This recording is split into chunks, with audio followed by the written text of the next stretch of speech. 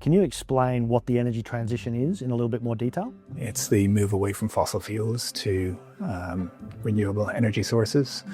It's the move away from burning fossil fuels at home for heating and hot water to using electricity. So this concept of electrify everything.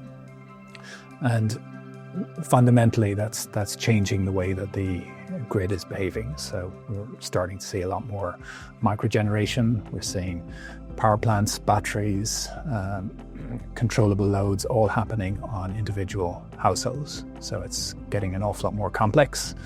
And ultimately, the grid is moving from what was once centralized, unidirectional, to what's being called the inverted grid. So what you're really talking about is, the average person putting solar on their house, maybe buying an EV, maybe having hot water systems that are electric, maybe pool pumps and things, all of these which are loads that are actually controlled by the user, but they're quite large. Exactly.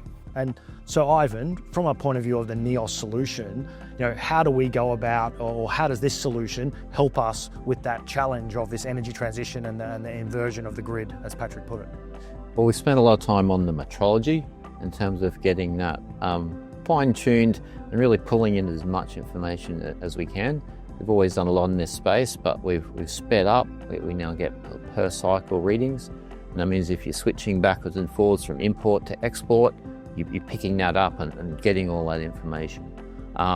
Looking at things like harmonics and that sort of thing, which help with the inverters and everything on the network. It's a more complex network than it was 30, 40 years ago. Yeah, fantastic. And Patrick, so clearly this solution can measure more, but where do we go from there? Like, can we move that data around, and how do we then process that data or understand that data? Absolutely. That's where it's all going. You touched on the solar, the batteries, the controllable loads. All of these components need to be orchestrated, and that orchestration happens through the sort of data and the data speed that Ivan was talking about, combined with possibly edge intelligence or cloud intelligence to make sure that things are optimized. If you look at NEOS and you look at the energy transition, that's the current big challenge for most of our customers. The two things that I think have really come home to roost of late is access to real-time data. So customers, whether they be the distribution business around power quality and what's going on, or even around load on their transformers, the energy retailers, they want to understand how much energy they're using because they've got to operate in the wholesale market and understand how much they've purchased versus how much they have to buy on the spot market. You've got the end customers wanting to understand, well, if I've got solar and I've got an EV, can I be charging my electric vehicle using solar rather than using grid? So having real-time access to information about consumption and or power quality at each different point where meters are deployed is really, really important.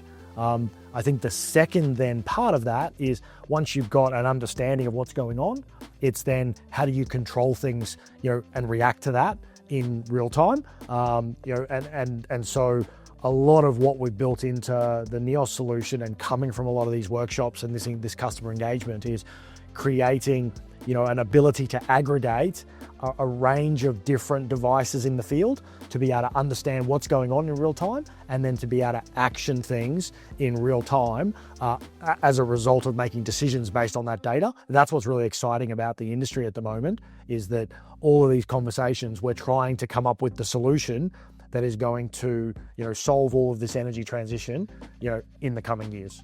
Yeah, it's a big tool there in terms of delivering that stability of the network and giving that visibility to be able to keep it stable, keep it consistent.